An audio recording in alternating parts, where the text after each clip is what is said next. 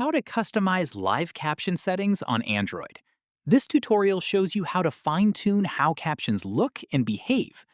First, open the Settings app on your Android device. From there, scroll down and tap Accessibility. After that, tap Hearing Enhancements. At this point, tap Live Caption. From here, tap Languages if you want to change or add a language for captions to be generated in. Following this, scroll down and you'll see Caption Preferences.